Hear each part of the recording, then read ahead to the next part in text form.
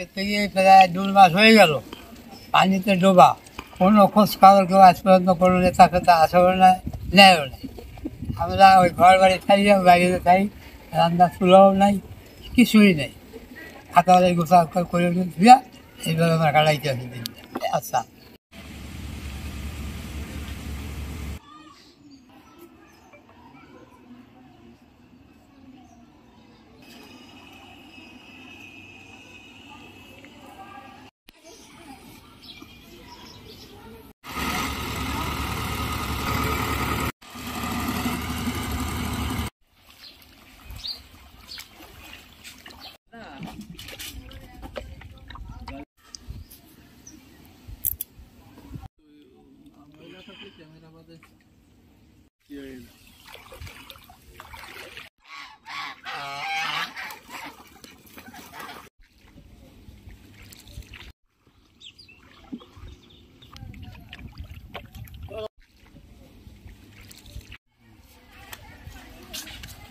দুই মাসের মতো পানিবন্দি আছে, কিন্তু কোনো কিছু এখন এই জায়গায় কেউ আসেনি। অন্য অন্য জায়গায় যেরকম সবাই গেছে অনুদানের জন্য কি কিংবা কি, আমাকে পথঘাটেরও চলাফেরার সমস্যা, ঘর বাড়ি পানিতে তলানো, বাচ্চা কাচ্চা স্কুলে যেতে পারে না, জিনিসপাতি এ জায়গাতে আরেক জায়গায় রেখে আইছি।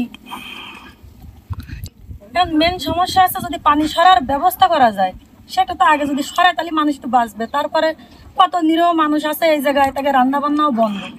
যেরকম ফেনী নোয়াখালী দিকে তাকাইছেন, ঠিক সেই কাজে যদি আপনারা আমাদের দিকে না তাকান তাহলে আমাদেরও উপায় হবে না। কারণ আমাদের এইখানে গত 2 দিন আগে বৃহস্পতিবার আমার এক বৌমা মারা গেছে, এই পানির কারণে আমরা আনতে পারি নাই। এখন আজ আমি মরবো, আমারও লাশটা নিয়ে বের হওয়ার কোনো উপায় থাকবে না। যদি আমরা 2 মাস ধরে এইখানে যে কাজে পানিবন্দি হয়েছি, আমাদের দিকে তো আপনারা কেউ খেয়াল করতেছেন না। আপনাদের কাছে অনুরোধ যে আপনারাও আমাদের দিকে একটু খেয়াল করেন। এই মসজিদ, অত্তর মসজিদটা প্রায় 2 মাস যাবৎ পানিতে তলায় আছে।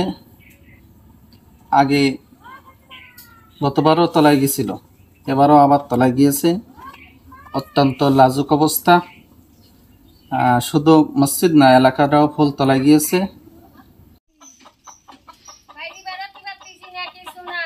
আমরা পানির জন্য ঘরে থাকতে পারি না, মাজা সমান পানি আছে ঘরের ভিতরেও, এখনো সম্পূর্ণ সব তলানো। তা এ পানি সরানোর কোনো লাইন নাই, আমরা এর মধ্যে পৌঁছতেছি। আজ 2 মাস ধরে এই অবস্থা। ফুলমারি 10 বেন্ড রেগুলেটর দিয়ে ডুমুরিয়া উপজেলার গুটুদিয়া, রঘুনাথপুর এবং রংপুর ইউনিয়নের একটা বিস্তীর্ণ এলাকার পানি, বৃষ্টির পানি এই 10 বেন্ড রেগুলেটর দিয়ে যায়। তো এই আমাদের এই ফুলমারি 10 বেন্ড রেগুলেটরটা এটার জন্য অত্যন্ত গুরুত্বপূর্ণ।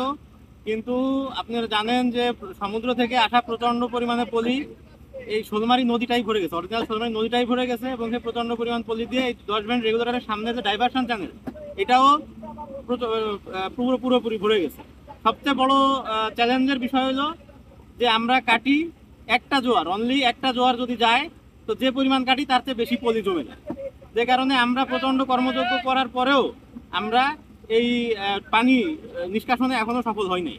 এখন আমরা তারপরেও সামগ্রিকভাবে এই এলাকার জনপ্রতিনিধি, চেয়ারম্যানরা, উপজেলা প্রশাসন এবং পানি উন্নয়ন বোর্ড সবাই মিলে আমাদের যে কর্মযজ্ঞ, আমরা একটা ভাসমান এক্সকেভেটর কাজ চলমান আছে, একটা সাইটে আছে, ওটা একটু যান্ত্রিক ত্রুটি হয়েছে, ওটা ইনশাল্লাহ আজকের মধ্যে শেষ হয়ে যাবে। ওটা হলে দুইটা ভাসমান এক্সকেভেটর কাজ করবে, সাথে কিছু ড্রেজারও কাজ করবে, এবং লোকাল মানুষজনও আমাদের হেল্প করে এই পলিটা অপসারণে সহযোগিতা করবে। তো আমরা আশা করতেছি এই সামগ্রিক প্রচেষ্টায় আমরা এই প্রকৃতির বিরুদ্ধে যুদ্ধে আমরা ইনশাল্লাহ জয়ী হব। আসলে এই রেগুলেটর যেটার উপর আমরা দাঁড়ায় আছি, শোলমারি রেগুলেটর 10 বেন্ড, এই রেগুলেটরটা মূলত তৈরি করা হয়েছিল ওই সময় বিল ডাকাতি আর জলাবদ্ধতার যে সমস্যা ছিল সেটা সলভ করার জন্য। মানে এদিক দিয়ে নিষ্কাশন হয়ে কাজীবাসা হয়ে চলে যাবে সমুদ্রে। তো সেটা এইটা করার জন্য প্রজেক্ট কেজেডিআরপি একটা প্রজেক্ট ছিল এশিয়ান ডেভেলপমেন্ট ব্যাংকের অর্থায়নে। সেই প্রজেক্টের আন্ডারে এখানে দেখেন আপনি, এখানে একটা ড্রেজার অকার্যকর হয়ে আছে, এবং প্রজেক্টটা করা হয়েছিল কিন্তু একটা স্টাডির ভিত্তিতে, এটা কিন্তু কারো খেয়াল খুশির মতো করে না। এই স্টাডি যারা করছিল তারা বলছিল যে এখানে যে পলি আসবে কাজীবাজার থেকে, সেই পলিটা ম্যানেজমেন্ট করতে হবে। সেইটাকে এই ড্রেজার, এই জন্য এখানে একটা রাখতে হবে, এই ড্রেজার দিয়ে এটা সবসময় এই পলিটা অপসারণ করতে হবে। সেটাই বেশ কিছুদিন করা হয়েছে। অল্প কিছু, মানে এটা কত বছর হয়েছে আমি জানি না, আমি আসছি এখানে মাত্র 8 মাস যাবত। তো এখানে আমি আসার পরে দেখলাম যে এই ড্রেজারটা নষ্ট।